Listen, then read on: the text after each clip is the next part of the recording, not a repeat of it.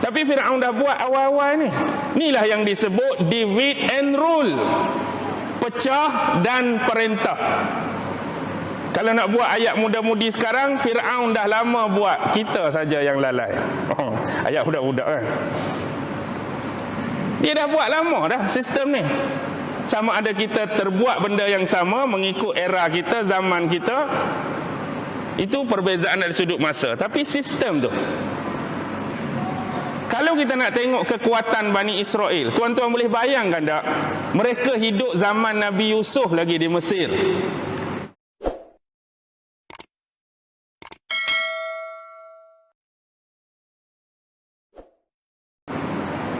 A'udzu billahi minasy syaithanir rajim. Bismillahirrahmanirrahim. Assalamualaikum warahmatullahi wabarakatuh. Alhamdulillahi rabbil alamin. Wabihi nasta'in ala umurid dunya waddin. Wassalatu wassalamu ala ashrafil anbiya'i wal mursalin wa ala alihi wa sahbihi ajma'in. Subhanaka la ilma lana illa ma 'allamtana innaka antal alimul hakim. Qala rabbi shrah li sadri wa yassir li amri wahlul 'uqdatam min lisani yafqahu qawli. Allahumma yassir wa la tu'assir. Allahumma salli ala sayyidina Muhammad wa ala alihi wa sahbihi wa sallim. ولا حول ولا قوة إلا بالله العلي العظيم أما بعد. الحمد لله. Syukur kehadrat Allah Subhanahu wa taala, kerana dengan limpah kurnia, rahmat, kasih sayang dan inayah daripada Allah Subhanahu wa taala, alhamdulillah, pada malam ini sekali lagi kita sama-sama dapat ditempatkan oleh Allah Subhanahu wa taala pada sebaik-baik tempat. Dan mudah-mudahan Allah jualah yang akan menempatkan kita juga pada sebaik-baik tempat di akhirat kelak di sisinya, insya-Allah. Tuan-tuan, puan-puan, hadirin hadirat, muslimin muslimat yang dirahmati sekalian, marilah sama-sama kita membaca, menghayati, merenung dan mentadabbur dua potong ayat yang difirmankan oleh Allah Subhanahu wa taala di dalam surah Al-Qasas, merujuk ayat yang ketiga dan ayat yang keempat. Firman Allah Subhanahu wa taala, a'udzu billahi minasy syaithanir rajim. Natslu 'alaika min naba'i Musa wa Fir'aun bil haqqi liqaumin yu'minun.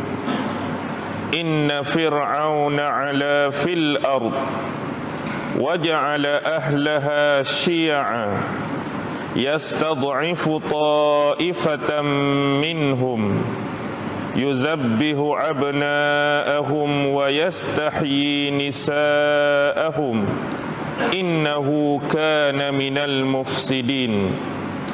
Surah Al-Qasas ayat yang ketiga dan ayat yang keempat. Baik, bila berbicara mengenai surah Al-Qasas ataupun surah yang bermaksud kisah-kisah ataupun cerita-cerita, surah ini sebagaimana yang disebutkan di dalam banyak kitab-kitab tafsir, baik secara muqaddimah ataupun penjelasan.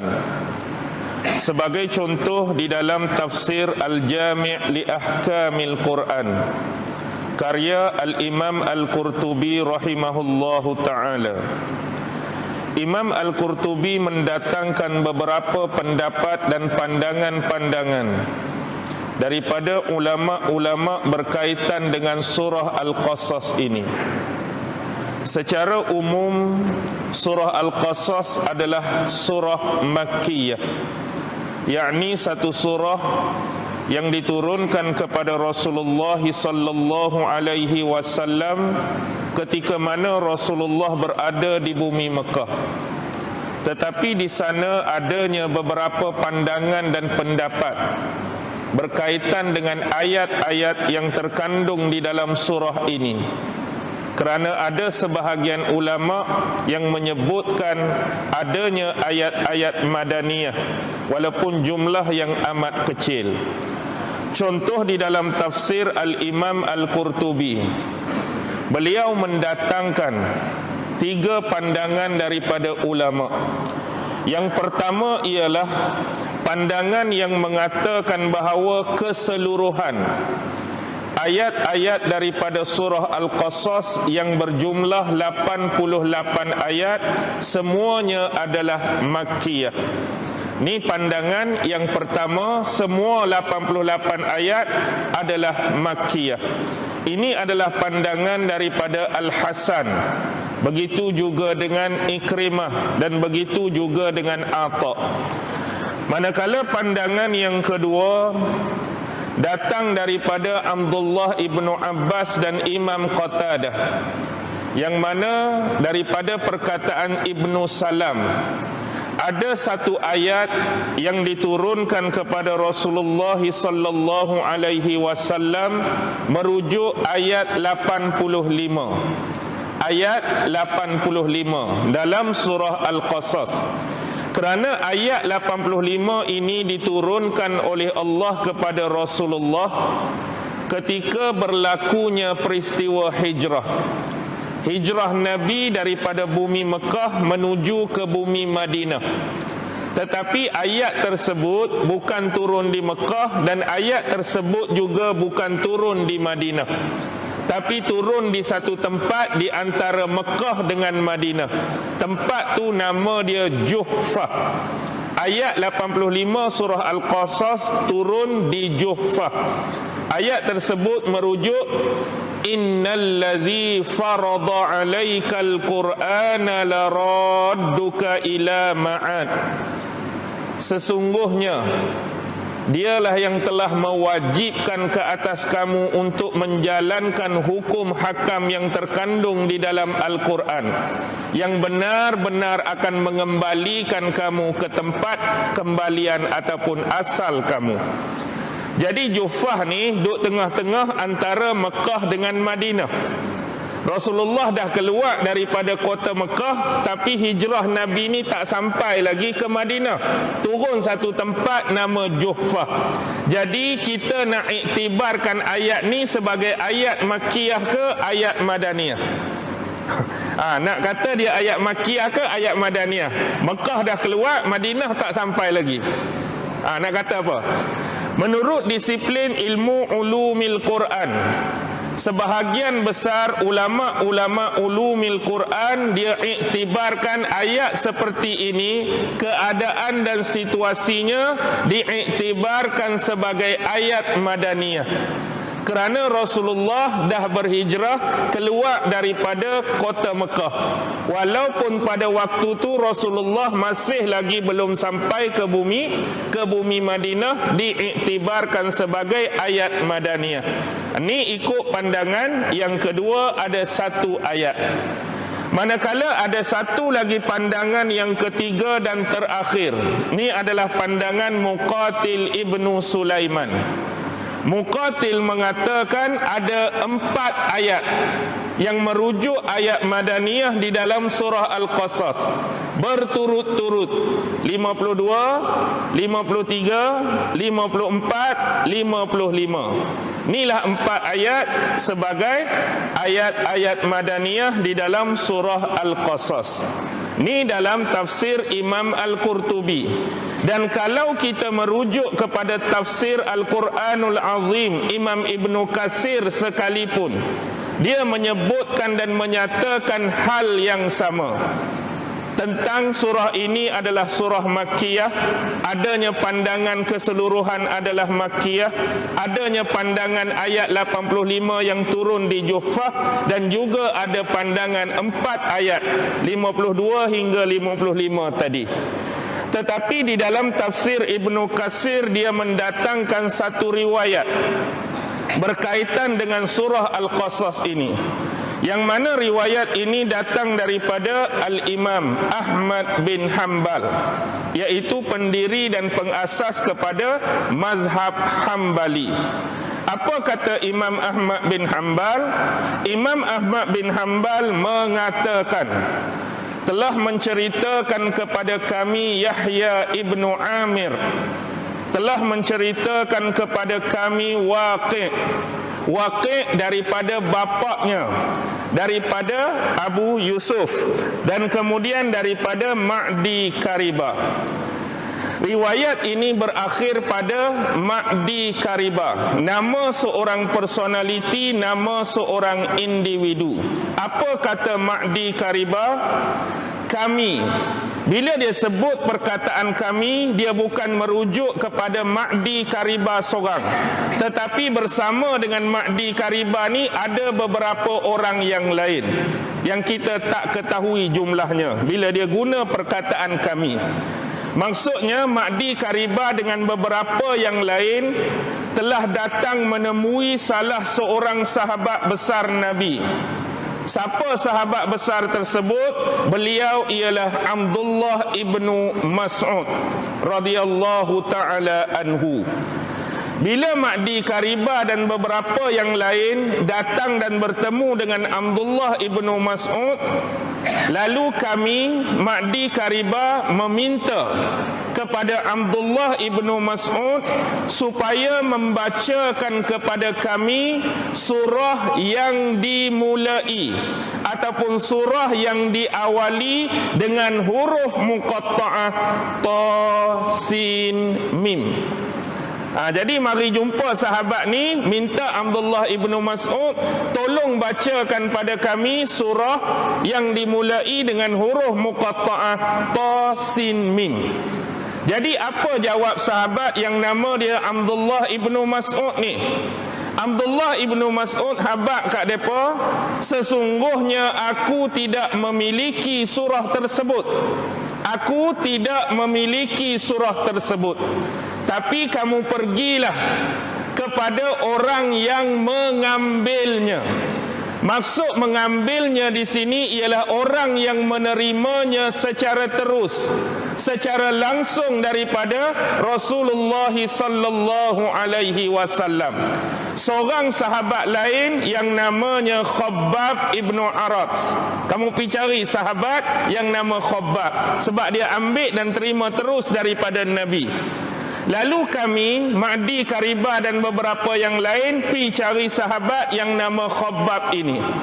Bila bertemu dengan Khabbab, dia mengajukan permintaan yang sama macam dia ajukan pada Abdullah tadi. Tolong bacakan kepada kami surah yang dimulai diawali dengan huruf muqatta'ah ta sin mim. Lalu Khabbab membacakan surah tersebut kepada kami. Jadi surah yang dimaksudkan tu ialah surah Al-Qasas, diawali dengan ta sin mim. Ini riwayat yang disebutkan di dalam Muqaddimah Tafsir Imam Ibnu Katsir. Baik, kembali kepada persoalan ayat yang dibacakan tadi. Sebelum pergi kepada ayat, surah ini sebenarnya adalah surah berangkai. Maksud surah berangkai, dia mempunyai tema yang hampir sama dengan dua surah sebelumnya. Surah Al-Qasas sebelumnya adalah surah An-Naml, surah semut. Sebelum surah An-Naml adalah surah Asy-Syu'ara, surah kisah para penyair. Jadi dalam surah Asy-Syu'ara, dalam surah An-Naml dan datang surah Al-Qasas, 3 surah berangkai ini mempunyai tema yang hampir sama, yang ingin diceritakan dan dipersembahkan oleh Allah kepada Nabi Muhammad sallallahu alaihi wasallam. Dalam surah Al-Qasas, dia ada penceritaan mengenai Bani Israel. Sebelum ni pun kita dah belajar banyak tentang kisah Bani Israel di awal surah-surah yang lain. Contoh, dalam surah Al-Baqarah banyak cerita pasal Bani Israel. Dalam surah Ali Imran ada cerita Bani Israel. Bahkan tidak berkehabisan dan berkeputusan. Dalam Al-Quran cerita tentang Bani Israel, tapi datang surah Al-Qasas ni, dia tambahkan ilmu dan pengetahuan kita tentang Bani Israel. Antara lain yang ingin diberitakan oleh Allah ialah dia nak habaq bahawa Bani Israel ni telah lama Islam. Bani Israel ni sejak dahulu telah mengenal apa yang disebut sebagai syariat ataupun agama, mengikut nabi-nabi dan rasul-rasul, sehinggakan sebelum kedatangan Nabi Allah Musa lagi. Sebab ayat yang kita nak baca ni cerita pasal Nabi Musa. Tapi nak habaq, sebelum Nabi Musa tu, Bani Israel sebelum ni dah memang beriman pun kepada Allah dan mengikuti agama dan syariat daripada nabi-nabi sebelumnya. Contoh, bermula daripada keturunan nenek moyang mereka. Siapa? Nabi Allah Ibrahim alaihi salam. Nabi Ibrahim dah mendakwahkan mereka tentang Islam, tentang agama. Bahkan sehingga hampir-hampir puncak pengakhiran hayat kehidupan Nabi Ibrahim pun, kalau kita baca, di sisinya ada anaknya Nabi Ishak, adanya Nabi Yakub. Apa antara pesanan terakhir Nabi Ibrahim? Janganlah kamu mati kecuali dalam agama Islam. Maksudnya mereka dah kenal Islam, dan Nabi Ibrahim berpesan supaya berpegang teguh dengan agama dan ajaran Islam. Wafat Nabi Ibrahim secara ringkas, anak dia yang menyambung. Siapa? Nabi Allah Ishak. Mereka kenal Islam, kenal agama, kenal syariat. Wafat Nabi Ishak disambung oleh Nabi Allah Yakub. Benda yang sama berlalu dan berlangsung. Habis Nabi Allah Yakub, anak dia Nabi Allah Yusuf alaihi salam. Tetapi satu benda kita kena ingat dari sudut perspektif sejarah. Sebab Nabi Allah Yusuf, keberadaan beliau di mana? Di bumi Mesir. Dan selepas wafatnya Nabi Yusuf, nak terutusnya Nabi Allah Musa tu mempunyai rentang ataupun tempoh masa yang agak panjang. Bila last wafat Nabi Yusuf tu, nak mari Nabi Musa ni, dia ada rentang masa. Bila berlakunya rentang masa untuk satu tempoh yang lama ataupun agak panjang, itulah yang berlaku kepada manusia pada kebiasaannya. Ada di antaranya yang sudah melupai ajaran-ajaran dan syariat sebenar sebagaimana yang diterima daripada Nabi atau Rasul sebelumnya. Ada yang jenis manusia, walaupun dia beragama, tapi sifat suka menambah-nambah, suka mengurang-ngurang. Contohnya menghalalkan yang haram, mengharamkan yang halal, ataupun melakukan penyelewengan terhadap makna-makna dan tafsiran bagi akidah ataupun syariat pada masa tu.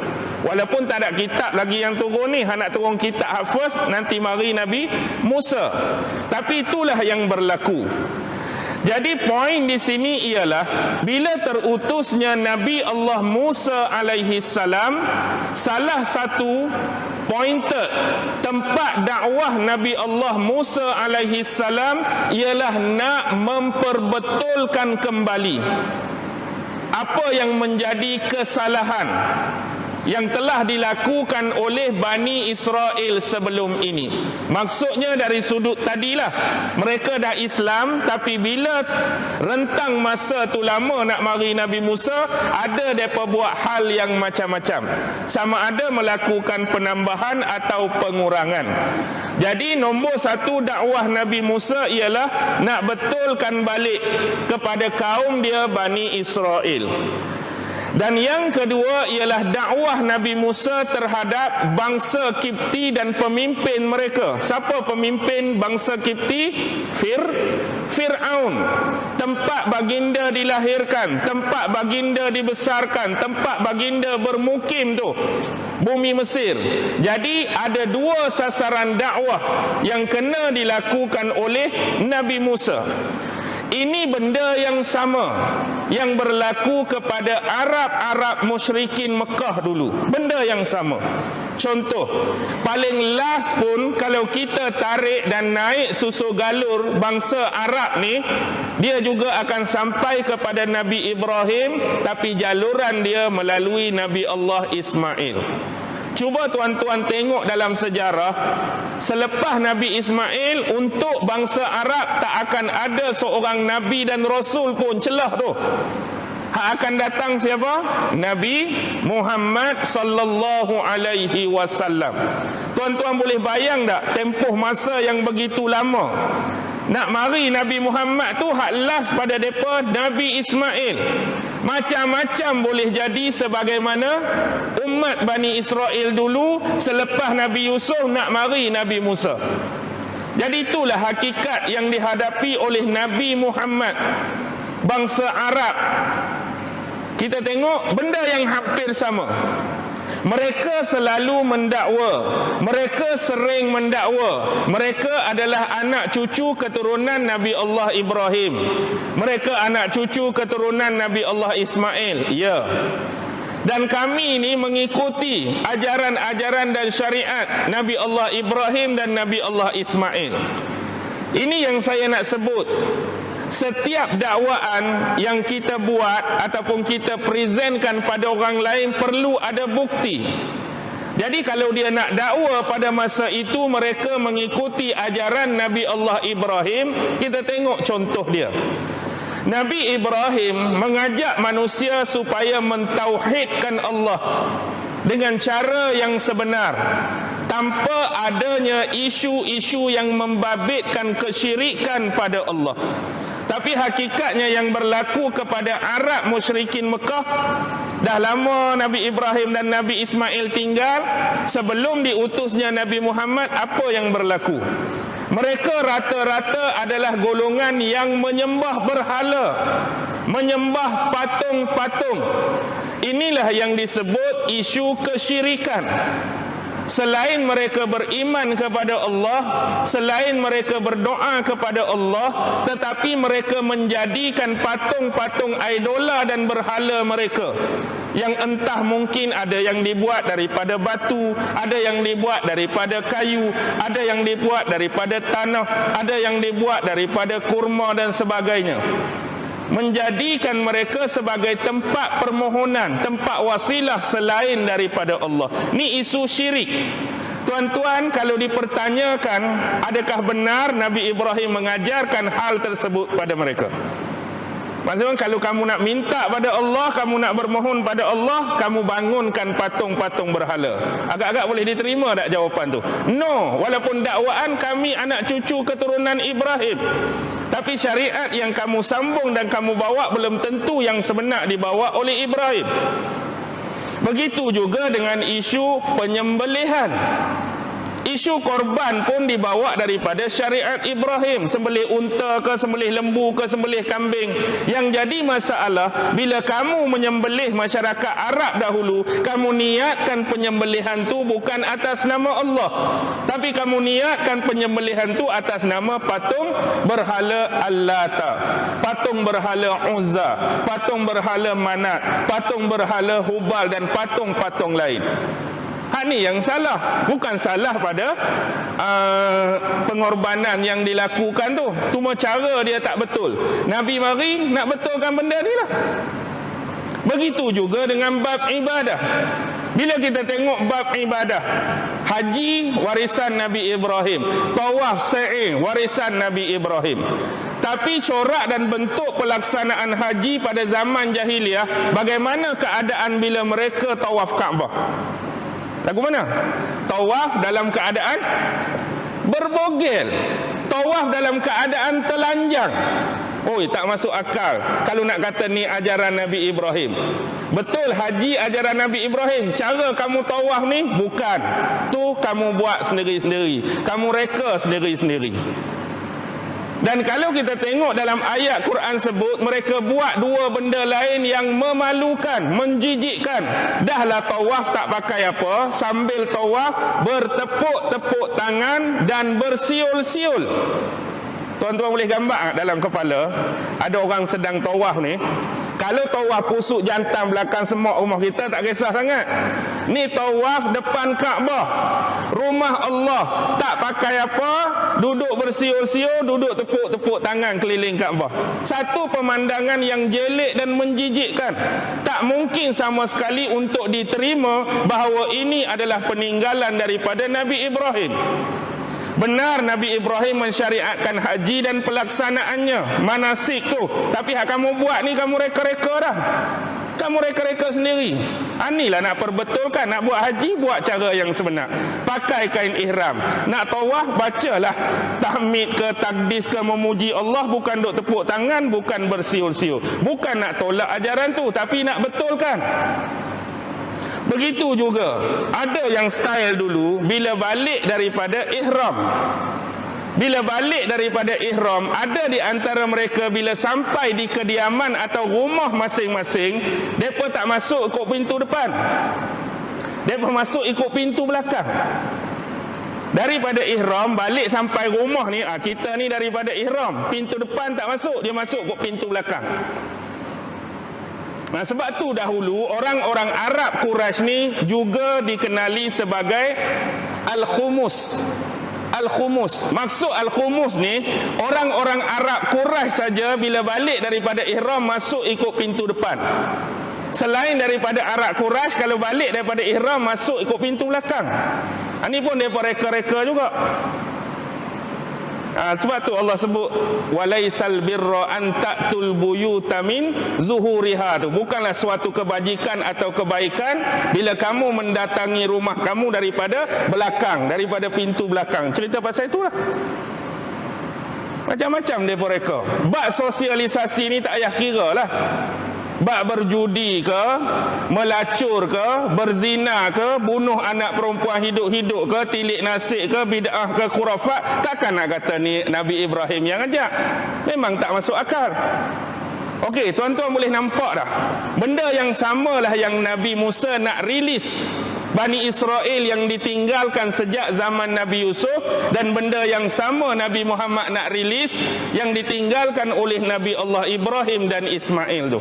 Bukan mari nak buang benda tu, mari nak perbetulkan balik. Habaq dengan Allah, jangan buat syirik. Tauhid secara lurus dan murni. Kamu nak sembelih, jangan niat kepada benda lain, niat kepada Allah. Bukan nak buang ibadat korban tu, ibadat menyembelih tu. Nampak tak dua sisi persamaan? Sebab tu surah Al-Qasas ni ada satu surah yang kalau kita masukkan dalam sudut tersirat dia, dia ada persamaan yang cukup dekat antara bentuk dakwah Nabi Allah Musa dan bentuk dakwah Nabi Muhammad sallallahu alaihi wasallam. Kalau kita tengok, ada satu ayat turun Rasulullah macam tadi tengah perjalanan. Dan surah ni adalah surah yang hujung-hujung Rasulullah nak berhijrah. Jadi ada panduan yang cukup besar.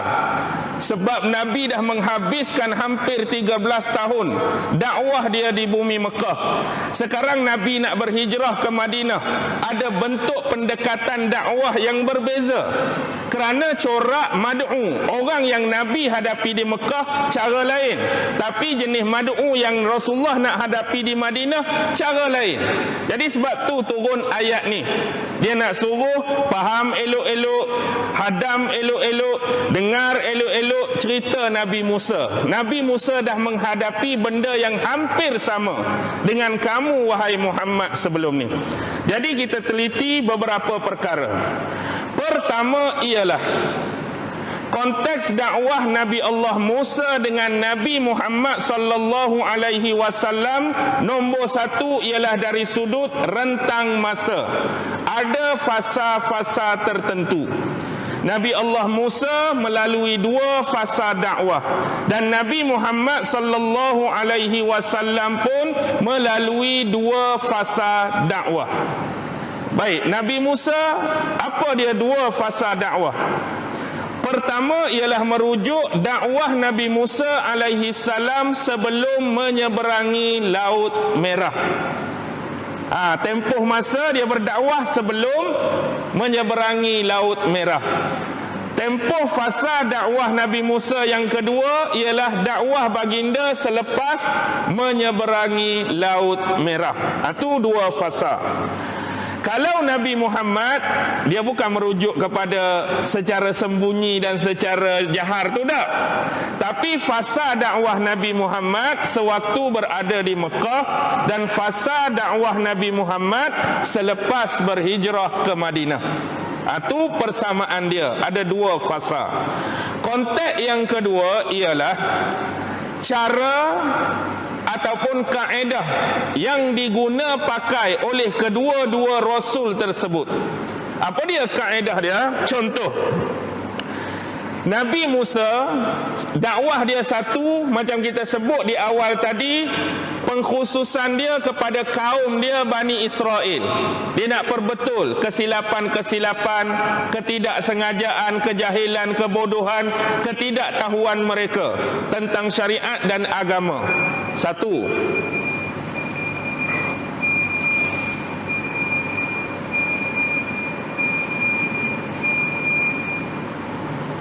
Okey, konteks yang kedua, dia nak dakwah kepada bangsa Kipti.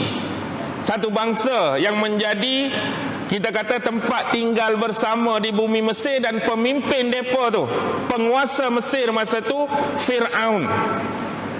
Jadi ada cara dan kaedah yang berbeza.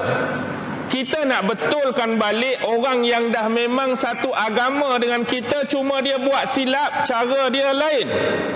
Macam kita nak perbetulkan sesama kita. Kita nak dakwah. Kawan kita tu orang Islam. Saudara kita pun orang Islam. Cuma dia buat satu perkara, perbuatan ataupun tindakan yang melanggar batasan yang agama benarkan.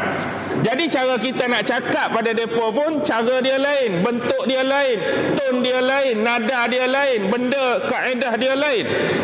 Tapi bila kita berhadapan,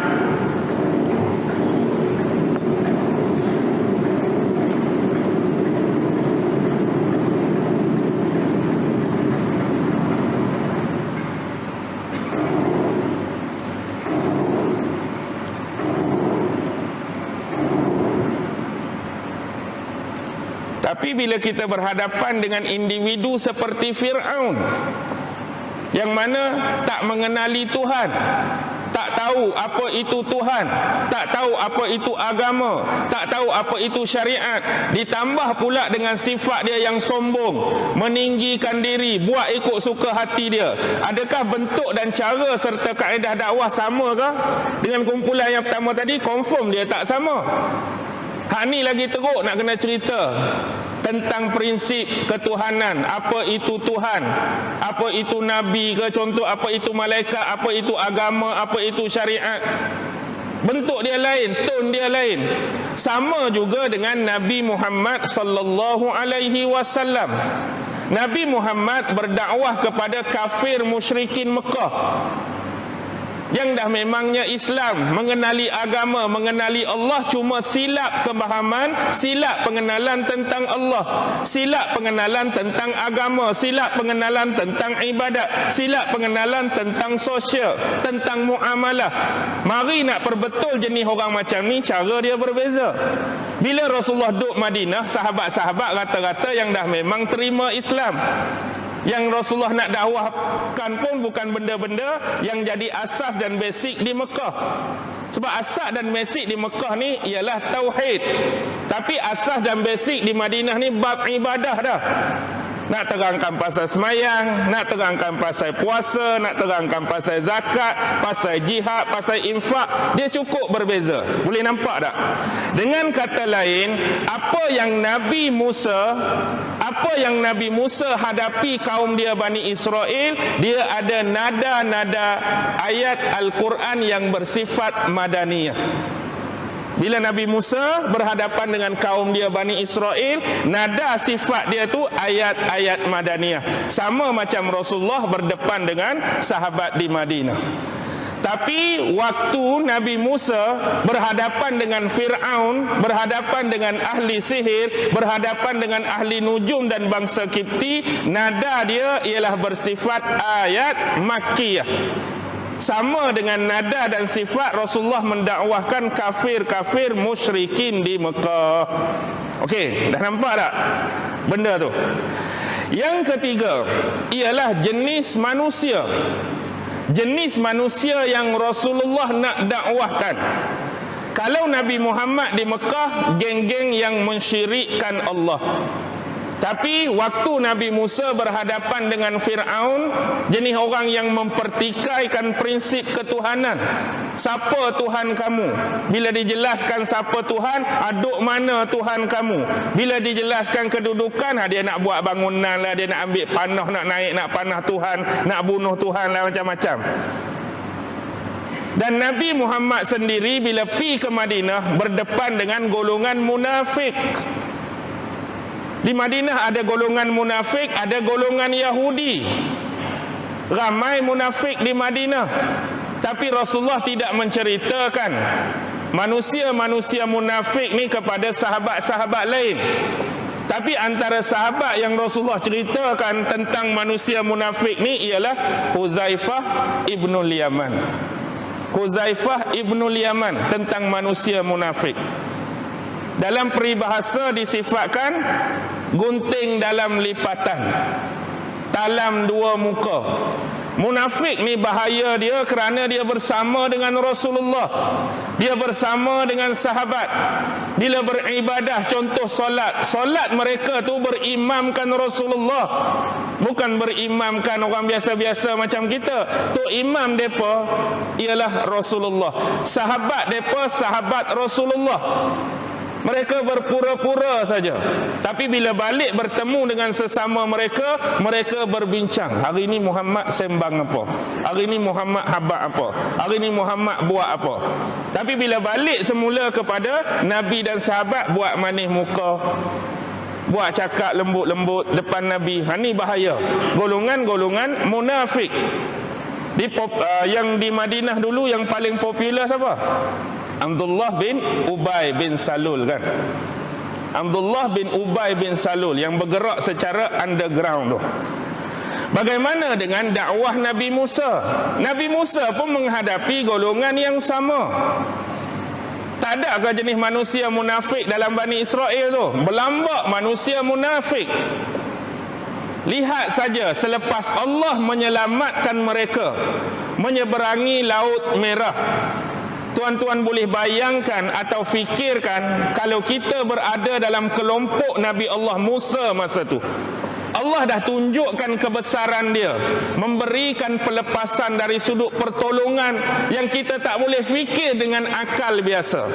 Depan ni laut yang terbentang luas, belakang ni tentera yang jumlah mungkin ratusan ribu, mungkin capai jutaan.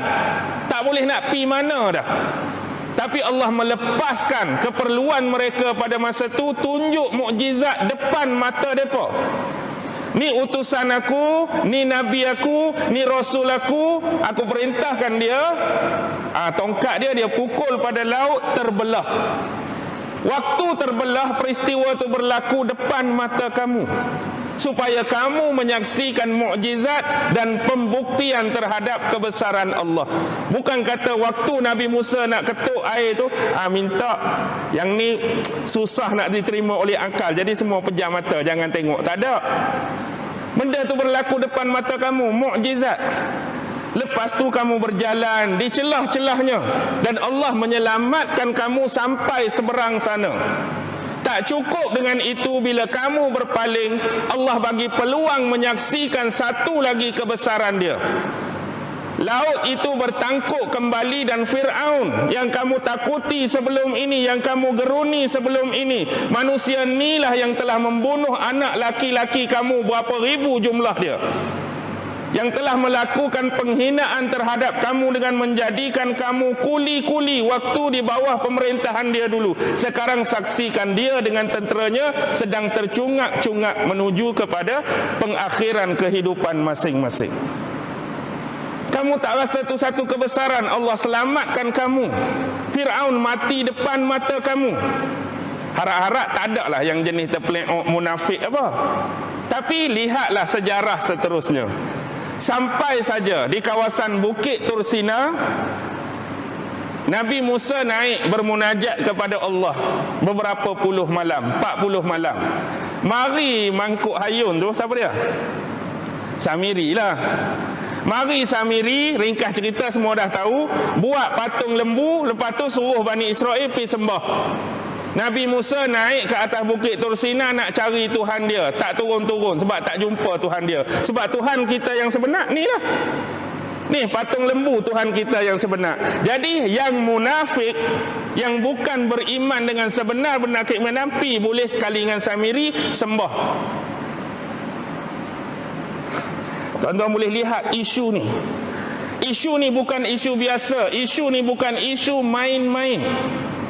Selalunya benda-benda macam ni ialah bila tempoh masa seperti tadi. Nabi Yusuf tinggal, nak mari Nabi Musa. Kita tak pelik kalau jadi macam-macam. Sebab putusnya hubungan wahyu, putusnya hubungan Nabi dan Rasul sebagai pembimbing. Kita lihat apa yang berlaku kepada kafir musyrikin Mekah. Kita tak rasa pelik sangat. Sebab last pun mari pada mereka Nabi Ismail sebelum mari Nabi Muhammad. Kalau mereka jadi macam-macam tak pelik sangat. Tapi ni Nabi Musa duk hidup lagi, Nabi Harun yang diawasi mereka tu duk hidup lagi. Baru saat-saat tadi kamu menyaksikan mukjizat kebesaran Allah, Fir'aun mati depan kamu. Boleh kamu pergi sembah patung lembu? Kita cannot brain lah. Sampai tahap tu mereka diperbodohkan. Ringkas cerita, turun Nabi Musa marah dekat abang dia Nabi Harun. Pasal apa tak jaga elok-elok Bani Israel? Pasal apa boleh terlepas benda besar macam ni? Last kali halau. Habis dah geng-geng munafik tu keluar. Betul ke habis? Betul ke habis tuan-tuan? Tak habis lagi. Nak tengok munafik yang masih berbaki, contoh bila sampai di sempadan bumi Kan'an. Bumi Kan'an tu adalah bumi yang dijanjikan oleh Allah kepada Bani Israel. Ni bumi yang aku janjikan untuk kamu. Tapi sebelum kamu dapatkan bumi ini, dalam bumi ini ada penduduk dia. Jadi kamu kena berperang dengan mereka, lawan mereka, dan Allah jamin pula peperangan dan perlawanan ni akan dimenangi oleh kamu. Mana tuan-tuan nak cari? Kita nak berperang ni, nak mengharapkan kepercayaan jaminan daripada manusia pun tak berapa harap. Kalau kita ni duduk dalam tentera, pelatun mana-mana lah, komander kita kata kita akan berperang dengan komunis ni dan aku jamin kita akan menang. Tu pun dalam dua lagi jaminan tu. Mungkin jaminan tu sebab komunis ada 40 orang, kita satu pelatun 400 kata. Tentera dia senapang patah, kita machine gun apa-apa. Jadi bagi jaminan, confirm kita akan menang. Belum tentu. Tapi ni siapa yang bagi jaminan? Allah bagi jaminan. Kamu perang, aku bagi kemenangan pada kamu. Last sekali apa jawab dia? izhab anta wa rabbuka faqatila inna hahuna qa'idun. Pergilah kamu wahai Musa, ajaklah Tuhan kamu sekali pergi berperang. Kalau menang kami masuk, kalau kalah kami lari. Ni manusia apa ni? Manusia yang benar-benar beriman ke manusia munafik? Manusia munafik lah ni. Beria-ria kami taat pada Musa, kami setia pada Musa, kami menyokong Nabi Musa. Bila datangnya perintah Allah suruh berperang, perkataan celupak inilah yang keluar daripada mulut mereka. Tapi bila celupak macam ni, Allah hukum mereka sesat di padang teh berapa tahun? Sesat di padang teh berapa tahun? 40 tahun tuan-tuan, sesat tengah padang pasir. Tak boleh gambarkan. Kalaulah kita umur 20 pada masa tu, baru jadi cikgu, 40 tahun pencen terus. Keluar-keluar tu pencen, dah 40 tahun duduk dalam tu sesat. Kita masuk tu umur 20, sesat 40 tahun, keluar pencen terus. DG 52, tak ada masalah. Nah, habaknya tu hukuman yang Allah bagi. Bila mereka lepas zaman Nabi Yusha.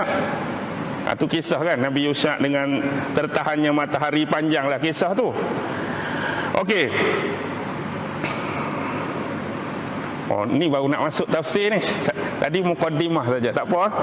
Alang-alang payah nak datang kan. Okey, ni kita baru start baca. Tadi nak suruh nampak apa yang Allah nak jelaskan dalam surah ni. Baik, naslu alaika min naba'i Musa wa Fir'auna bil haqqi liqaumin yu'minun. Kami membacakan kepadamu. Mu tu kembali kepada Muhammad. Kami membacakan kepadamu wahai Muhammad min naba'i Musa, sebahagian daripada kisah Nabi Musa wa Fir'aun, dan juga Fir'aun bil haqq, dengan kebenaran, liqaumi yu'minun, bagi orang-orang yang beriman ataupun orang-orang yang mahu percaya.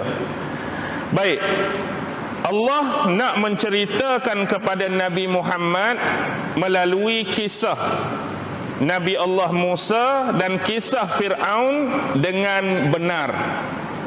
Maksudnya kisah ini adalah suatu kisah yang pernah terjadi sebelum zaman kelahiran Nabi Muhammad. Jauh rentang masa antara kedua Rasul ni. Tapi peristiwa ni adalah peristiwa sebenar. Peristiwa yang secara hakikat dan realitinya pernah terjadi di atas muka bumi. Sudah jadi satu kenangan sejarah tentang seorang Rasul yang bernama Musa dan seorang pemimpin atau penguasa yang bernama Fir'aun. Dan ini juga memaknakan penceritaan ini supaya kamu menghayatinya seolah-olah kamu menyaksikan peristiwa itu dengan mata kepala kamu sendiri, ataupun seolah-olah kamu menghadiri peristiwanya. Itu yang disebutkan dalam tafsir Ibnu Katsir. Sebab tu bila kita baca kisah-kisah Nabi dan Rasul ni, dia cuba bawa kita untuk kita masuk, untuk kita selami dalam framework pengkisahan tu. Maksudnya menghayati sungguh-sungguh, bukan sekadar baca, bukan sekadar tahu, bukan sekadar faham, tapi penghayatan di sebaliknya. Bukan kata, oh kamu tahu tak cerita Nabi Musa? Oh aku tahu cerita Nabi Musa. Kamu faham tak perjalanan cerita? Aku faham jalan Nabi Musa. Berakhir di situ biasanya. Yang Al-Quran nak kepada kita, kita menghayati, kita masuk dalam framework dia. Penceritaan tu, apa hikmah-hikmah, apa yang tersurat dan tersirat di sebalik kisah tersebut. Bukan saja tahu, bukan saja kenal, dan bukan sahaja faham. Liqaumi yu'minun, bagi mereka yang beriman. Baik, bila Allah gabungkan nama Musa dan Fir'aun, di sini memaknakan kepada kita bahawa satu benda yang besar dan penting ialah, ni poin dia, hubungan kekerabatan ataupun hubungan kedekatan seseorang individu dengan individu yang lain bukanlah jaminan untuk keselamatan dirinya di dunia, lebih-lebih lagi di akhirat, sekiranya dia menolak dakwah kebenaran yang sampai pada dia. Okey, dah nampak tak? Dia punya pointer. Dia punya pointer, hubungan kekerabatan ataupun hubungan kedekatan seseorang dengan seorang individu yang lain tu bukan jadi jaminan untuk keselamatan dunia dia, lebih-lebih lagi jaminan untuk keselamatan akhirat dia bila dia berlaku sombong, menolak kebenaran dakwah yang sampai pada dia. Itulah yang berlaku kepada Fir'aun. Fir'aun mempunyai hubungan kedekatan dengan Musa, hubungan kekerabatan dengan Musa.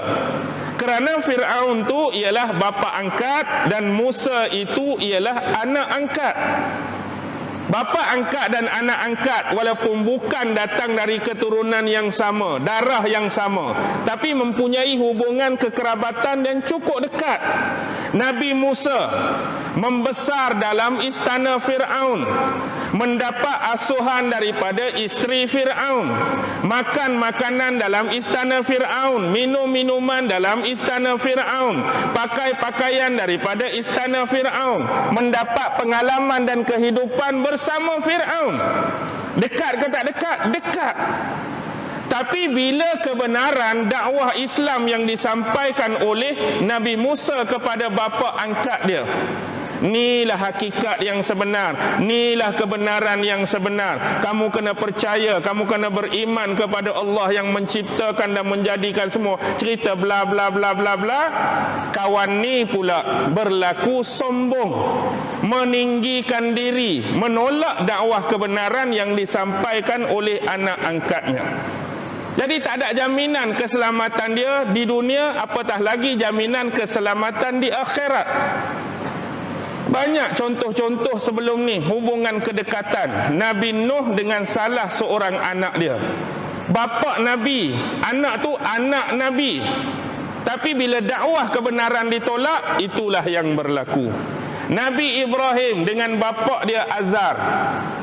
Anak Nabi, bapa bukan Nabi, anak dakwahkan bapa, bapa tolak kebenaran dakwah anak. Apa yang berlaku kepada bapa Nabi Ibrahim? Isteri Nabi Lut.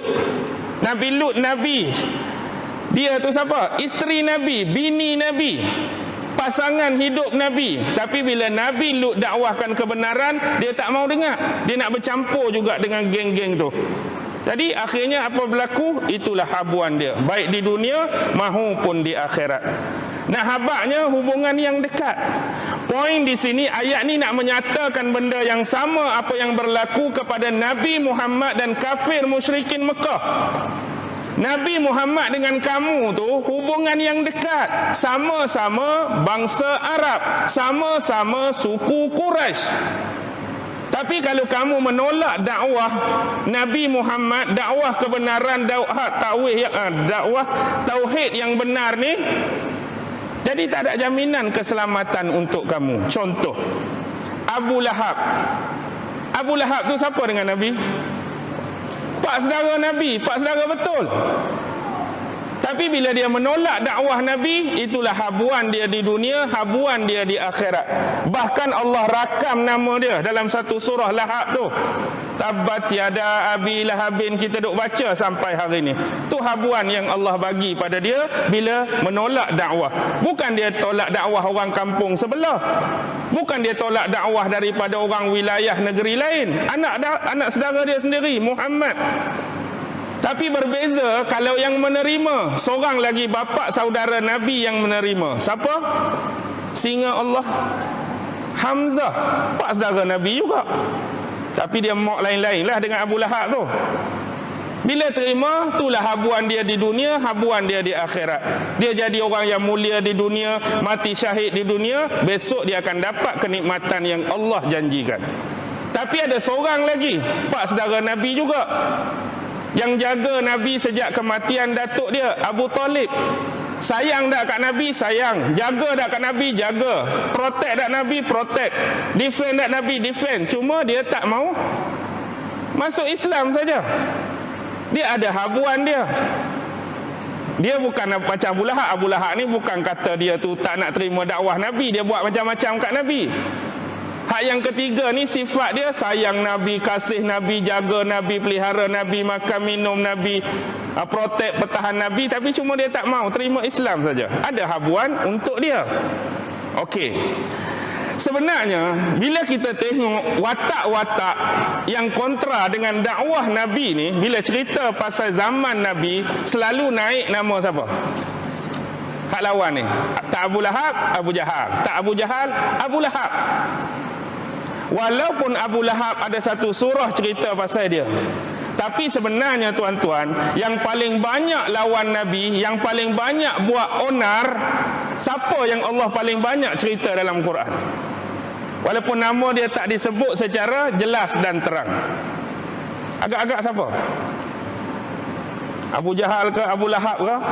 Bahkan Ibnu Abbas pernah sebut, tak kurang Allah menuturkan sampai 104 kali pasal dia dalam Quran. Tuan-tuan perasan tak selama ni duk baca Quran 30 juzuk ni, Allah sebut tentang dia 104 kali. Kadang-kadang ada Nabi tu nama dia disebut tak sampai 104 kali pun. Ada Nabi disebut cuma 2 kali. Ada nama Rasul disebut 4 kali. Ada nama Rasul disebut 6 kali. Adalah yang 100 sikit. Tapi dia ni Allah sebut 104 kali. Bukan Abu Jahal, bukan Abu Lahab. Siapa? Al-Walid bin Al-Mughirah. Pernah dengar nama ni? Al-Walid bin Al-Mughirah. Dia orang yang hebat, orang yang cerdas, orang yang terpelajar. Dia dikenali sebagai seorang yang hebat dalam syair. Bila dia hebat dalam syair, bila Rasulullah menyampaikan dakwah, bacaan ayat-ayat Al-Quran, geng-geng kafir musyrikin Mekah suruh dia jumpa Nabi. Betul tak Nabi ni? Dia kata dakwa dia jadi Nabi, datang malaikat pada dia, terima wahyu daripada Tuhan. Sebab dia orang yang expert, orang yang pakar dalam syair, nak tengok ni. Tapi dia bila dia pergi dengar Nabi baca Quran, apa dia? Bukan ni, aku ni dah pakar syair, aku tahulah syair macam mana. Hak Muhammad ni bukan. Ini bukan kalam manusia biasa. Ni kalam datang daripada luar manusia ni. Datang daripada luar manusia, dia memperakui. Tapi masalahnya bila balik nanti, kalau geng tu tanya, nak jawab apa? Geng tu nak dengar benda-benda hak buruk, benda-benda hak bukan-bukan tentang Muhammad. Tiba-tiba mari macam mana? Aku pun tak lawan hak dia baca tadi. Aku pun kalah, takkan nak jawab lagu tu. Allah cerita pasal dia ni, tengok surah Al-Mudassir. Al-Mudassir tu ayat 18 sampai ayat 24. Antaranya tu kisah tentang Al-Walid bin Al-Mughirah. Dia juga adalah salah seorang yang hebat. Hebat lagu mana? Dia salah seorang hakim pada zaman jahiliah. Dalam bab hukum hakam ni, salah seorang penentu undang-undang. Dia orang cerdas, orang terpelajar. Tapi dialah yang paling banyak menentang Nabi, menentang ayat-ayat Al-Quran. Dia ada satu kitab. Nama kitab tu Taswirul Fanni fil Quran. Maksudnya gambaran kesenian dalam Quran. Di bawah bab ada satu bab daya pesona Al-Quran. Dia cerita dua individu, satu yang pro, satu yang kontra. Nama-nama besar. Satu merujuk kepada Umar Al-Khattab, dua merujuk kepada Al-Walid bin Al-Mughirah. Tengok Sayyidina Umar bila berhadapan dengan ayat-ayat Al-Quran yang dibacakan pada dia. Bila berdepan dengan ayat Quran, kita selalu didedahkan riwayat yang Umar terdengar bacaan awal surah Taha. Kan dia ni bawa pedang nak pergi cari Nabi Muhammad kan. Cerita pasal Sayyidina Umar tu, tengah jalan dia bertemu dengan sahabat baik dia. Siapa? Naim bin Abdullah. Naim tanya, yang hang muka merah padang bawa pedang ni nak pergi mana? Aku nak pergi cari Muhammad. Fahamlah. Dia kata, stop dulu. Sebelum fikir pasal orang lain, cuba fikir pasal keluarga kamu sendiri. Pasal apa? Aku dapat tahu bahawa adik kamu sendiri. Siapa adik dia? Fatimah binti Khattab. Dan suami dia, adik ipar kamu tu, dah mengikuti ajaran Muhammad dan mereka dua masuk Islam. Tadi nak pergi buat benda lain. Dengar cerita ni tak jadi. Pergi cari dua beradik ni. Tapi dia dengar dari jauh tu macam ada orang sedang membacakan Al-Quran. Dalam tu ada sahabat tadi ni. Sahabat kita baca muqaddimah, Khabbab bin Aras, yang terima langsung surah ni daripada Nabi. Khabbab tu lah orang yang sama. Duk bacakan pada keduanya. Dengar macam ada orang datang, Khabbab lari menyembunyikan diri. Tinggallah sepasang kelamin ni. Ketuk pintu, buka. Apa yang aku dengar tadi? Ada siapa lagi kat sini? Siapa suami Fatimah binti Khattab? Siapa? Salah seorang sahabat yang dijamin 10 orang masuk syurga. Siapa? Adik ipar Saidina Umar tu. Siapa sahabat yang salah seorang dijamin masuk syurga?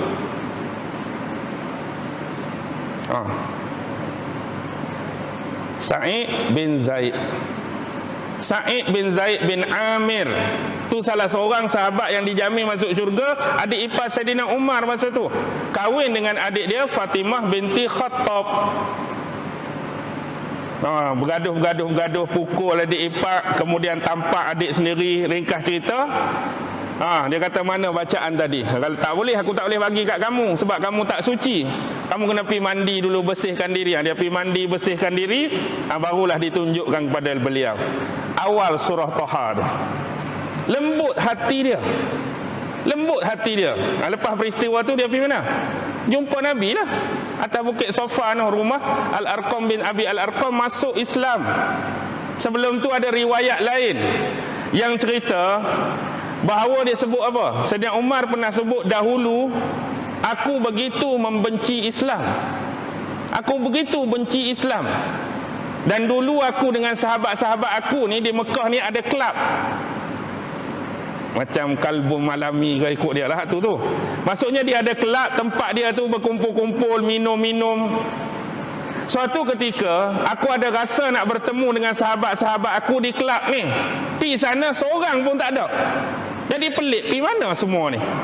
Jadi sebab nak minum, dia pergi cari orang yang, satu orang ni yang tukang buat arak tu lah, mungkin ada special kawan ni. Pergi cari kawan tu pun tak ada.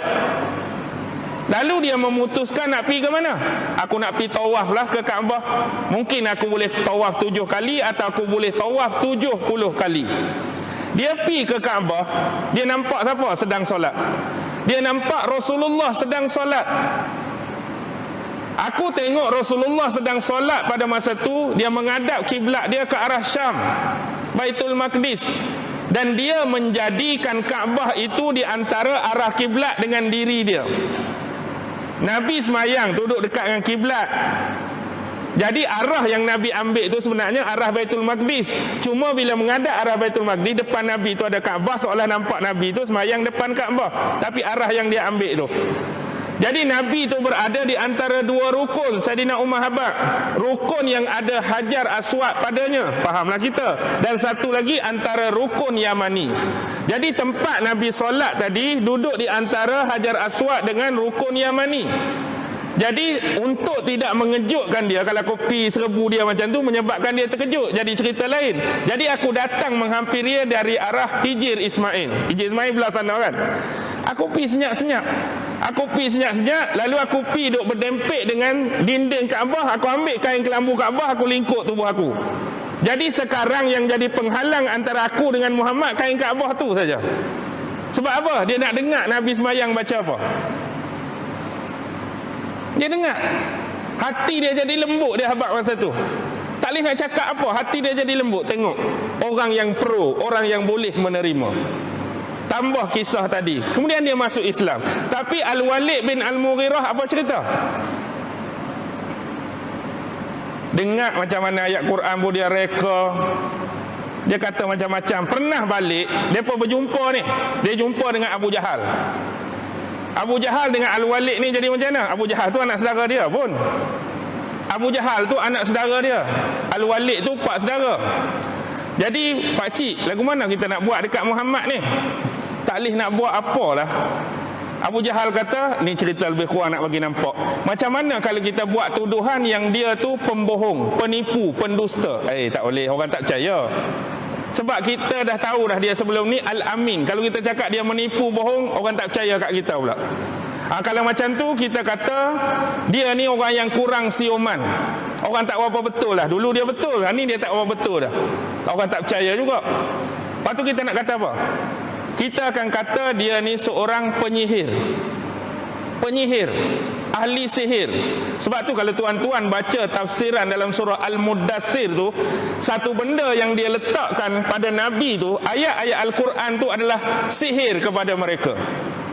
Kerana bagi orang Arab ni, sihir ni bila mereka berdepan dengan satu benda, satu perkara yang dianggap pada mereka wow, wonderful, hebat, yang tak boleh dijelaskan dengan akal, yang tak boleh dijelaskan dengan kata-kata, mereka akan kata tu sihir, apa benda sekalipun. Bila Nabi baca ayat Quran, dia kata ni bukan syair, ni bukan pantun, ni bukan gurindam, ni kata-kata bukan kata manusia ni.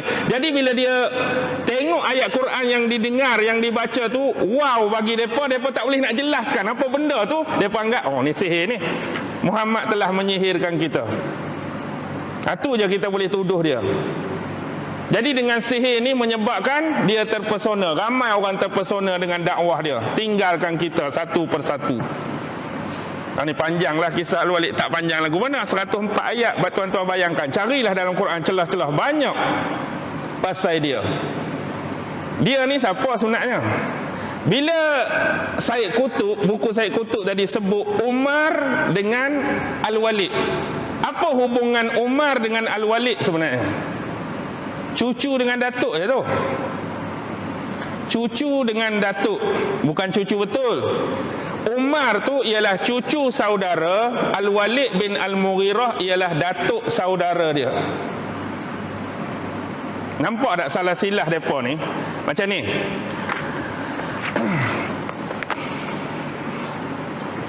Tutup kan, habis tak lagi tak? Tak apa ke, lebih masa sikit ni? Okey. Saidina Umar, bapa dia Khattab tu adalah keturunan Bani Adi. Saidina Umar, bapa dia Khattab, keturunan Bani Adi. Mak Saidina Umar nama dia Hantamah, keturunan Bani apa? Makhzum. Sebab tu Saidina Umar dalam diri dia tu ada dua darah. Dua-dua ni darah panglima ni. Bani Adi pun panglima, Bani Makhzum pun panglima. Baik. Hantamah ni ialah seorang wanita, mak Saidina Umar. Nama dia yang sebenar ialah Hantamah binti Hisham bin Al-Mughirah. Hantamah binti Hisham bin Al-Mughirah. Hantamah anak Hisham. Dan Hantamah ni ialah kakak kepada Amru bin Hisham. Siapa Amru bin Hisham? Amru bin Hisham siapa? Abu Jahal tu. Amru bin Hisham Abu Jahal. Abu Jahal tu adik. Hantamah binti Hisham tu kakak. Itulah mak Saidina Umar. Jadi hubungan Umar dengan Abu Jahal apa dia? Pak saudara dengan anak saudara lah. Sebab Abu Jahal tu adik mak dia. Saidina Umar anak saudara, Abu Jahal pak saudara. Baik, tengok Hantamah binti Hisham bin Al-Mughirah. Amru bin Hisham bin Al-Mughirah.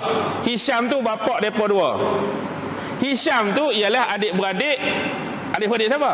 Adik-beradik Al-Walid bin Al-Mughirah yang kita sebut tadi, Al-Walid bin Al-Mughirah. Jadi Al-Walid bin Al-Mughirah tu adik-beradik dengan Hisham, bapak dua orang tu. Jadi Al-Walid pak saudara kepada Abu Jahal, macam saya sebut tadi. Pak saudara kepada Abu Jahal, dan Al-Walid juga pak saudara kepada mak Saidina Umar. Al-Walid tu siapa? Al-Walid tu lah bapa sahabat Saifullahil Maslul, pedang Allah yang terhunus. Itulah bapa Khalid Al-Walid. Al-Walid Al-Mughirah hadut lawan-lawan Nabi tu bapa sahabat Nabi, Khalid bin Al-Walid. Jadi Khalid bin Al-Walid sepupu dengan Abu Jahal. Khalid bin Al-Walid juga sepupu dengan mak Saidina Umar. Jadi Umar tu anak sepupu kepada Khalid bin Al-Walid. Khalid bin Al-Walid pak sepupu. Kau pening dah. Sekarang saya duk syok seorang-seorang cerita ni. Ni kawan kok mana ni. Tapi nak nampak dah dia punya tu. Jadi Al-Walid bin Al-Mughirah tu jadi tok saudara Saidina Umar, jadi cucu saudara. Jadi hak celah tu Abu Jahal lah. Ini jadi pak saudara Abu Jahal, pak saudara Saidina Umar, belah mak dia tu.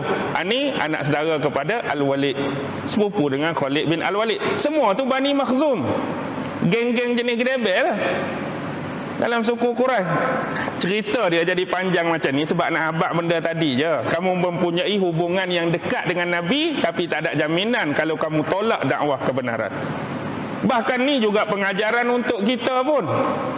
Siapa pun kita, bila kita ni sombong macam Fir'aun, macam Al-Walid, datang orang pada kita, tak kira siapa dia, level dia, pencapaian dia, pelajaran dia, kalau dia datang dakwahkan benda yang benar, hak dia cakap tu benda betul, kita tolak, sama je. Benda tu betul lah, nak tolak apa lagi? Benda tu benar dah. Kalau tolak ni lah kata orang yang menyombongkan diri. Macam Fir'aun, macam siapa pun. Tu nampak lah pengajaran. Boleh baca lagi ke ni? Takut sejam lagi ni. Ayat kedua ni agak panjang ni. Boleh? Pokok saya esok ni. Inna Fir'auna ala fil ard. Sesungguhnya Fir'aun ala, Allah habaq, sesungguhnya Fir'aun ala fil ard. Terjemahan menyebut melakukan sesuatu dengan sewenang-wenangnya di atas muka bumi. Muka bumi yang disebut di sini umum, tapi khusus dia bumi di bawah pemerintahan dia. Itulah, bukan seluruh muka bumi. Okey. Ala, tafsiran dia dalam Imam Ibnu Katsir, dia sebut 3 benda pada kalimah ala. Pertama, takabbara. Yang kedua, tajabbara. Yang ketiga, tagha. Takabbara wa tajabbara wa tagha. Apa maksud takabbara? Sombong, meninggikan diri. Apa maksud tajabbara? Bahasa orang kampung, buat ikut suka hati dia, buat ikut sewenang-wenang dia. Apa makna tagha? Melampaui batas. Jadi Allah sebut ala di sini, sombong pun ada pada Fir'aun, tinggi diri pun ada Fir'aun, buat ikut suka hati pun ada Fir'aun, melampaui batas pun ada pada Fir'aun.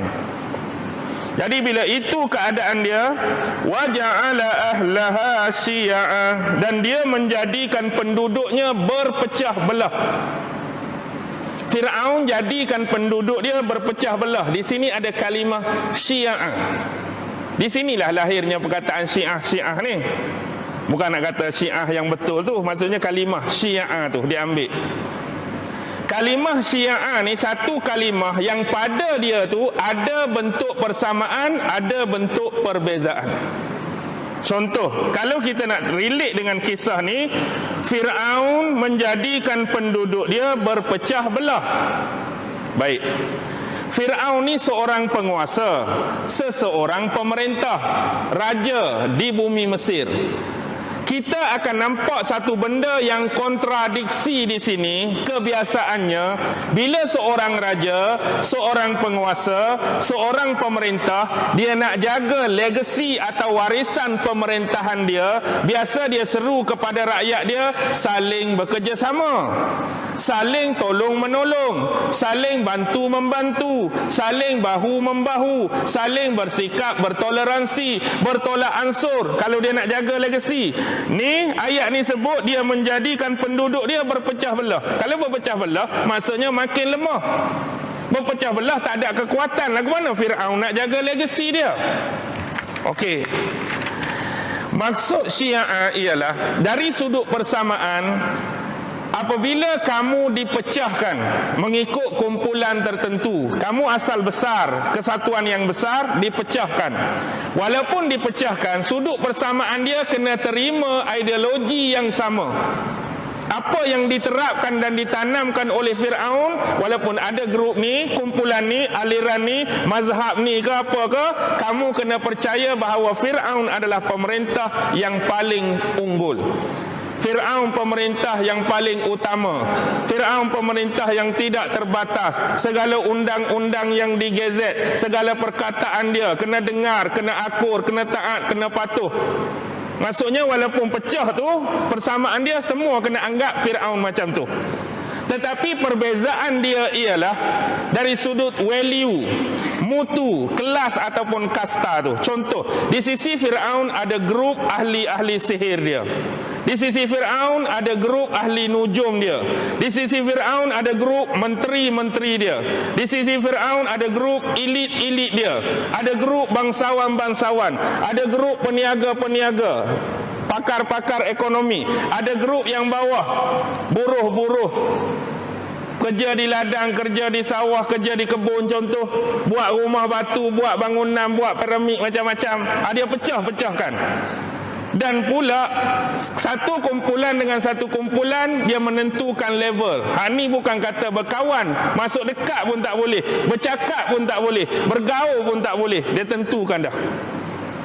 Okey, dia pecahkan. Kalau kita kata jadi macam ni, sebab itulah dia buat macam ni. Dia tak mahu adanya kesatuan dan kekuatan. Kalau makin pecah, ada perbezaan, dia tak akan bersatu. Bila tak akan bersatu, siapa nak lawan Firaun? Siapa nak lawan Firaun? Baru rakyat hak rasa dizalimi, rakyat hak berasa ditindas, kita akan lawan Firaun, kita akan tentang Firaun, kita akan berontak Firaun. Mari tentera kat belakang. Tak ada apa, senyap terus. Tapi kalau semua sepakat, kita semua sepakat ni, bukan kita tak mau raja, bukan kita tak mau pemerintah, tapi dia dah buat zalim, dia bunuh anak perempuan Bani Israel hidup-hidup, perkara ni tak boleh dibiarkan, kita kena bersatu. Kalau semua bersatu, lingkuplah Firaun. Tapi Firaun dah buat awal-awal ni. Inilah yang disebut divide and rule, pecah dan perintah. Kalau nak buat ayat muda-mudi sekarang, Firaun dah lama buat, kita saja yang lalai. Ayat budak-budak kan. Dia dah buat lama dah sistem ni. Sama ada kita terbuat benda yang sama mengikut era kita, zaman kita, itu perbezaan dari sudut masa. Tapi sistem tu, kalau kita nak tengok kekuatan Bani Israel, tuan-tuan boleh bayangkan tak? Mereka hidup zaman Nabi Yusuf lagi di Mesir. Lama sampai zaman Nabi Musa pun agak-agak tak beranak ke Bani Israel ni? Tak bercucu ke? Tak berkembang biak ke? Memang akan berkembang banyak. Tapi di mana kekuatan mereka untuk lawan penindasan dan kezaliman yang Firaun buat? Sebab Bani Israel pun sendiri dipenuhi dengan apa? Sifat resis mereka, sama mereka. Sebab mereka pun ada apa? 12 Bani Israel tu. Oh, hak paling hebat kumpulan kami, keturunan Lewi, keturunan Yahuza, keturunan apa? Keturunan Dan. Alah, low class. Keturunan Bunyamin, low class. Mereka sendiri pun ada sifat macam tu. Sama mereka. Macam kesatuan nak datang macam mana? Tak ada kekuatan. Begitu juga yang musuh-musuh Islam buat pada kita. Pecahkan kita kepada negeri-negeri tertentu, ada sempadan, ada geografi dia. Dulu bila kita sebut Syam, kita boleh gambarkan Syam ni satu wilayah yang besar. Sekarang ni bila sebut Syam, dalam tu ada apa? Ada Syria yang nama kita tak kenal pun sebelum ni. Ada Lebanon, ada Jordan, ada Palestin, nama-nama. Lepas tu negara-negara baru, hak dulu tak ada lah, kita kata macam UAE, Kuwait, Qatar, Bahrain ke, baru ada semua ni. Tapi dah jadi kecil. Dan ada polisi kenegaraan masing-masing yang perlu mereka ikut dan patuhi. Jadi benda macam ni, pompa-pompa, kami ada polisi negara kami sendiri, kami tak boleh campur lah. Padahal isu melibatkan saudara Muslim, sama-sama Islam. Contoh paling mudah, negara Israel yang besar, tak berapa besar tu, dikelilingi negara Eropah ke negara Islam? Islam. Siapa jiran-jiran Israel? Arab Saudi, besar, kaya lagi. Mesir, besar, tentera ramai, antara yang teramai. Lebanon, Islam. Jordan, Islam. Tak kira lah hak percampuran agama tu, tapi nak habaq tu. Hak belah sini sikit, ada Iran, ada Iraq, ada Syria, ada Kuwait, hak dekat-dekat tu. Tapi bila jadi isu Israel Palestin, bila nak selesai? Beratus tahun dah tuan-tuan, beratus tahun dah tak selesai. Tapi tengok bila Rusia serang Ukraine, bukan nak angkat orang kafir ni. Bila Rusia serang Ukraine, segala adik-beradik NATO siap hantar bantuan. Walaupun tak turun secara, kita kata secara tersurat. Ni hantar kereta kebal sikit, ni hantar bom sikit, ni hantar peluru, ni hantar senjata. Ada terus saja bantuan. Tapi kita beratus tahun pun duduk lagu tu. OIC dengan cara OIC, Liga Arab dengan cara Liga Arab. Dah kita duduk dalam dua organisasi yang besar tu pun, hak ni setuju, hak ni tak setuju. Hak ni terima, hak ni tak terima. Hak ni nak buat, hak ni tak mau buat. Macam-macam nak jaga kepentingan. Kadang-kadang sama depa tu dia ada pecah blok pula. Negara Arab sendiri, Islam sendiri, hak ni hak sokong blok timur, hak ni hak sokong blok barat. Macam-macam nak jadi. Kenapa adanya perpecahan? Sebab kita sentiasa cari perbezaan, bukan persamaan. Saya nak ambil contoh mudah nak bagi faham. Dulu Aus dan Khazraj berapa ratus tahun berperang sebelum Nabi sampai. Ratus-ratus tahun sejarah dia. Tapi bila mari Rasulullah memperkenalkan Al-Quran, datang memperkenalkan sunnah dia, hak bergaduh beratus-ratus tahun ni boleh duduk bawah satu bumbung. Kita sekarang dah jadi satu akidah, walaupun suku mungkin berbeza, kulit warna berbeza. Tapi bila kita dah ikut Nabi Muhammad ni, kita duduk bawah satu agama, satu ajaran. Semua kena ikut Quran. Kamu ikut Quran, ani ikut Quran. Ani ikut sunnah Nabi, ani ikut sunnah Nabi. Ani yang Nabi sebut, ani yang Nabi sebut. Tengok. Mereka jadi ada kekuatan. Sebab mencari persamaan. Walaupun munafik di Madinah macam-macam mereka cucuk. Kalau baca sejarah, macam-macam cucuk. Tapi kita hari ni yang jadi berpecah sebab kita tak mau cari persamaan tu. Kita sentiasa cari perbezaan. Mari seorang di masjid contoh. Siapa malam ni ngajak? Ustaz tu. Ustaz tu aliran lain tu, bukan geng kita. Ustaz dah. Tak ada apa-apa lagi. Tu aliran lain tu, bukan geng kita. Apa maksud bukan geng kita? Habis kawan ni geng siapa, kawan tu geng siapa? Sebab kita cari perbezaan tu. Ni aliran lain, ni aliran lain, tu mazhab lain, ni mazhab lain. Kita tak jadikan isu khilafiyah tu sekadar khilaf semata-mata. Tapi kita kebalkan dengan kebersamaan yang dah duk ada. Sebab kita ni Tuhan kita sama. Nabi kita pun Nabi yang sama. Wahyu pun wahyu yang sama. Tu jadi pelik tu, pasal apa nak bercerai-berai, pecah belah lagi? Apa lagi yang tak sama? Yang tak sama ialah hawa nafsu kita tu.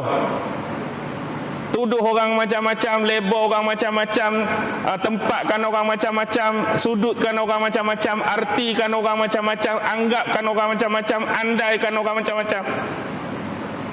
Kalau semua sama, duduk dengan Al-Quran ni, setuju dengan Al-Quran ni, setuju dengan satu sunnah, setuju dengan Nabi kita sama, macam mana lagi perbezaan nak ada? Tapi sebab kita sentiasa melihat perbezaan, tak cari persamaan. Bahkan hak agama, hak bahagian dunia ni pun kita cari perbezaan kan. Kereta sama kereta je, padahal kereta sama kereta cukup lah. Hang pakai kereta, aku pakai kereta. Tapi kebetulan kita pakai kereta kancil. Dia pun kancil saja, tak pakai Honda, lemah.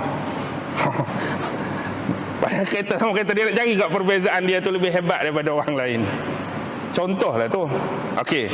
Baik, sebab itulah dalam dunia dakwah, saya pernah sebut ni beberapa tempat. Dalam dunia dakwah ni, hak paling penting kena ada dua benda. Pertama ialah berani, yang kedua ialah sabar. Berani, sabar. Berani untuk apa? Berani untuk menyatakan perkara yang benar. Perkara yang sebenar, perkara yang hak. Kena ada keberanian. Yang kedua, bersabar di atas keberanian kita menyampaikan tu. Okey, sebab apa? Sebab orang yang berani menyatakan perkara yang sebenar, dia akan datang macam-macam pada dia. Okey, contoh Nabi Muhammad sebelum diangkat jadi Rasul, sebelum berdakwah, sebelum bacakan ayat-ayat Al-Quran kepada kafir musyrikin Mekah, apa pandangan mereka pada Nabi? Sebelum berdakwah, Nabi seorang manusia yang baik, akhlak yang baik, seorang pemuda yang soleh. Kami panggil dia Al-Amin, yang paling amanah, yang paling terpercaya, tak pernah cakap bohong. Tu belum berdakwah. Start saja Nabi berdakwah, menyatakan kebenaran wahyu daripada Allah, dia tukar statement dah. Sebelum ni macam-macam, penipu, pembohong, pendusta, orang tak apa betul, gila, kurang siuman, semua labelan datang pada Nabi. Sedangkan Nabi sebut perkara yang betul, ajak mereka kepada Allah dan kebenaran. Begitu juga orang yang nak bercakap benda benar kena berani. Kalau ada perasaan takut, habis lah. Lepas tu bila berani tu, tunggulah orang nak kata macam-macam ni. Orang ni nak kata macam ni, orang ni nak tuduh macam ni. Kalau jenis dalam hati ada taman, 2 kali. Saya datanglah kat sini kali yang kedua. Habis kuliah ada orang tahan. Waktu kat gelap tu, ustaz ni macam ni lah, ustaz ni macam ni lah, ustaz ni. Inilah kali terakhir saya datang Masjid Ibadur Rahman. Saya tak mau dah. Sebab orang cela saya macam-macam, orang caci saya macam-macam, saya berhenti dah. Itu kalau dalam hati ada taman. Sebab tu kena sabar. Kena sabar. Macam Nabi Muhammad kalau tak sabar tu, tuan-tuan, kalau Nabi Muhammad pilih keselesaan, lagi kalau kita nak pilih selesa, betul. Contoh, sebelum kita bergelar penceramah, sebelum kita mengajar sebelum ni, kita hidup dengan cara sendiri kita, ada kerja sendiri, tak ada siapa ganggu kita, tak ada siapa kacau kita, tak ada siapa kata macam mana, sebab orang tak kenal kita. Seronoknya hidup pergi mana-mana pun bebas. Tapi bila kita berceramah, kena nyatakan yang sebenar, kena nyatakan perkara yang hak, ada orang tak suka. Bila orang tak suka, orang kata macam-macam. Kita nak ke pilih hidup yang kita rasa lebih selesa? Pada aku duduk ceramah ni, baik aku hidup macam dulu. Tak ada orang kacau, tak ada orang kata, tak tersentuh hati, tak ada apa. Nabi pun boleh buat benda yang sama. Sebab ni amanah dan tanggungjawab. Kata-kata pi lah. Mulut tempayang boleh tutup, mulut orang tak boleh tutup. Kena ada keberanian. Kemudian tu kena berani. Ada orang tu jenis tak berani. Tak berani lagu mana? Dia nak sampaikan kebenaran, tapi dia tak berani lagu mana? Dia tak berani lagu ni. Aku ni nak cerita benda betul ni, tapi kalau aku nak cakap direct, kalau aku nak cakap straight ni, takut orang terasa hati pula, takut orang kata macam-macam. Jadi dia pun CP. Takut apa? Takut kalau aku cakap benda ni hak betul, kalau aku cakap benda ni hak sebenar, follower aku sekarang 1 juta ni, tinggal 100 orang lingkup aku. Contohlah, kalau aku cakap sebenar ni, orang jadi tak suka, orang jadi marah ni. Kalau aku keluar statement ni, 1 juta tu view aku, 1 juta populariti aku, tinggal 100, rugi ni. Kalau takut benda macam tu, berhentilah. Ni view saya baru 2 jam 40k dah. Mana nak capai? Kalau aku cakap benda ni, tak ada siapa pun nak tengok. Contoh, kita sayangkan benda-benda tu. Jadi kita berdakwah sekarang ni untuk apa? Kita duk menyatakan kebenaran ni untuk apa? Untuk populariti, untuk glamour, untuk view, atau untuk Allah? Tu je point dia. Saya pernah sebut sebelum ni pun, kalau kita ada ikhlas niatkan pada Allah, semua benda tu akan datang sendiri. Semua akan datang sendiri. Tapi kalau kita mencari itu lebih awal, kitalah yang cari nahas. Kita akan dapat benda tu lah. Nak populariti, populariti lah. Nak glamour lah. Nak view lah. Nak subscribe saja kita dapat. Tapi perlu ingat lah, 2 benda tu. 2 benda tu. Berani dan sabar. Sebab duk sabar ni lah boleh lagi ni. Kalau tak ada sabar, berhenti lama dah. Kalau nak kira kan, hidup pun selesa, tak ada orang kacau, tak ada apa. Okey. Nak berhenti lah, boleh berhenti dah kot. Tak ada habis lagi ayat ni, tapi tak apalah. Yastad'ifu ta'ifatan minhum, dan dia menindas segolongan daripada mereka. Maksud yang ditindas segolongan tu merujuk kepada Bani Israel. Yuzabbihu abna'ahum wa yastahyi nisa'ahum, dengan cara mereka menyembelih anak laki-laki mereka dan mereka membiarkan hidup-hidup anak-anak perempuan mereka. Innahu kana minal mufsidin, sesungguhnya dia, kembali kepada Fir'aun, termasuk di kalangan orang-orang yang melakukan kerosakan. Baik, ni satu bentuk penghinaan. Kepada siapa? Kepada Bani Israel diperlakukan demikian. Tapi kenapa Fir'aun hak sebelum ni duk elok-elok dengan Bani Israel, tiba-tiba rasa nak membunuh ni pasal apa? Kan kalau nak kira bunuh, semenjak ada lagi nak bunuh-bunuh dah. Bunuh-bunuh ni duk tengah-tengah dah. Tapi sebelum tu tak bunuh pun. Pasal apa jadi nak bunuh tu? Ada beberapa perkara. Contoh, orang-orang Bani Israel ni, mereka ada satu, dia macam bentuk ramalan lah. Bentuk ramalan. Ramalan ni datang daripada siapa? Datang daripada nenek moyang mereka, Nabi Allah Ibrahim dulu. Benda ni tak jadi timbul sebab sebelum ni mereka selesa duduk di Mesir. Tapi bila Fir'aun buat macam-macam, mereka teringat balik benda ni.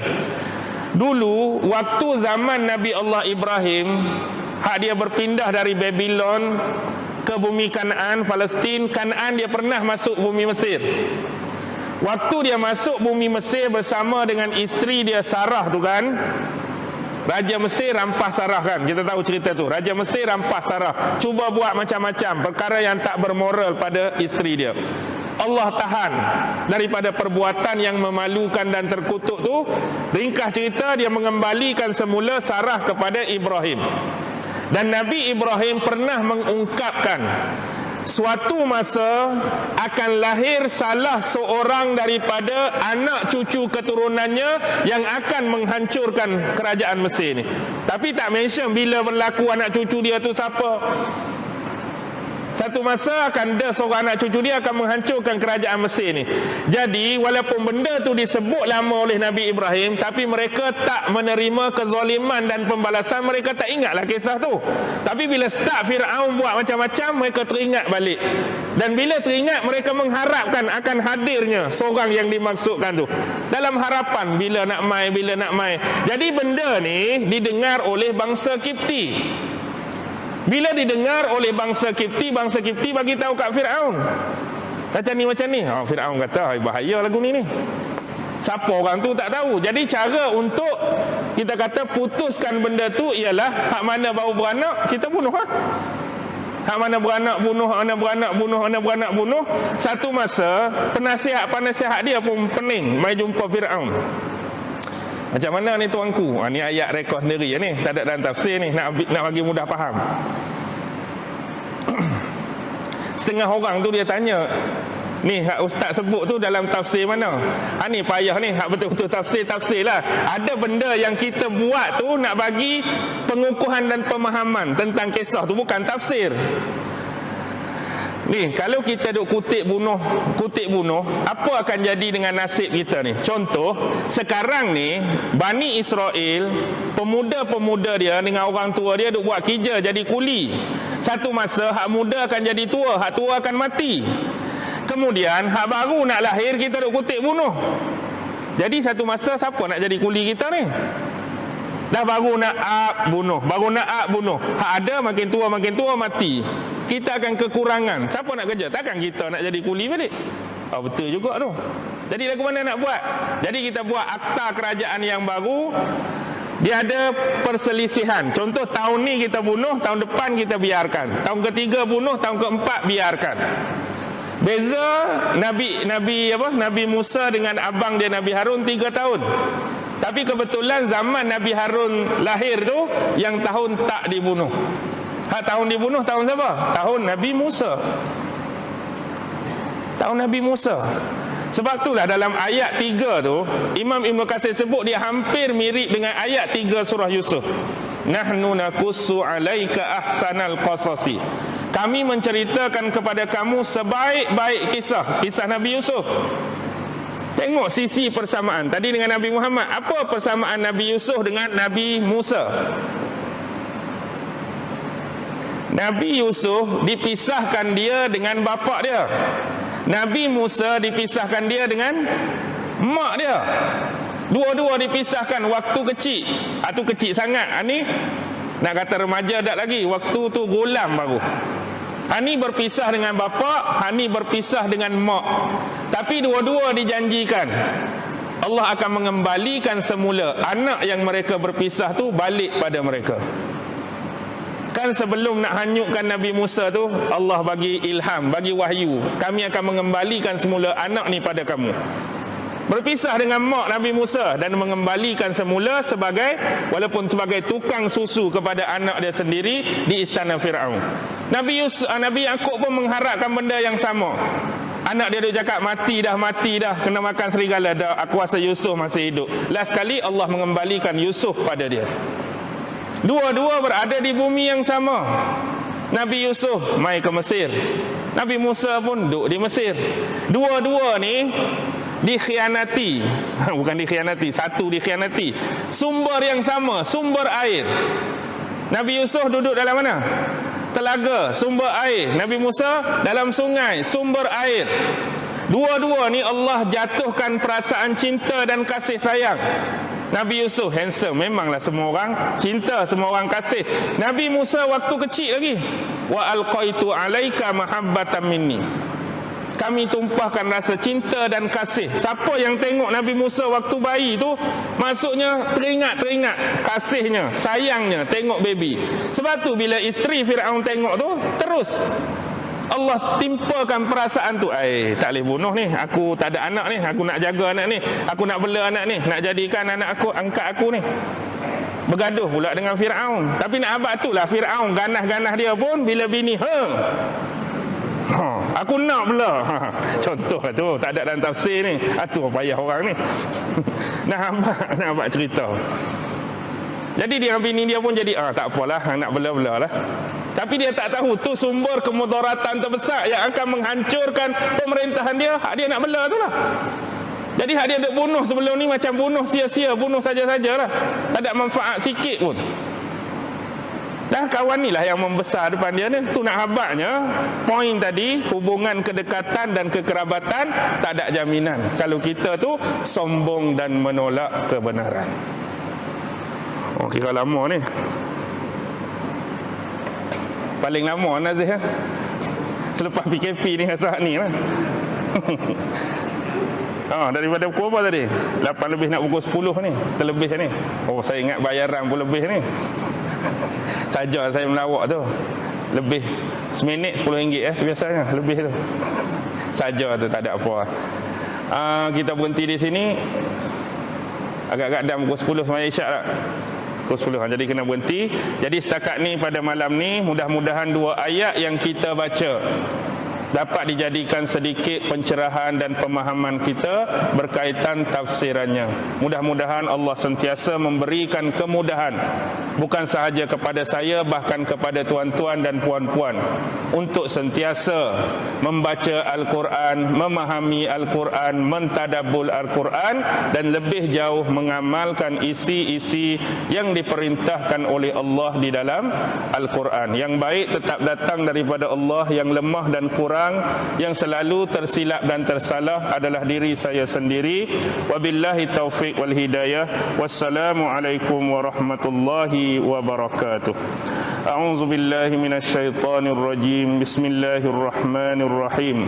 Allahumma innaka ta'lam anna hadhihi al-quluba qad ijtama'at ala mahabbatik waltaqat ala ta'atik wa tawahhadat ala da'watik wa ta'ahadat ala nusrati syari'atik. فواسق اللهم رابطتها وأدم ودها واهدها سبلها واملأها بنورك الذي لا يخبو واشرح صدورها بفيض الإيمان بك وجميل التوكل عليك وأحيها بمعرفتك وأمتها على الشهادة في سبيلك إنك نعم المولى ونعم النصير. وصلى الله على سيدنا محمد وعلى آله وصحبه وسلم والحمد لله رب العالمين. الله أكبر.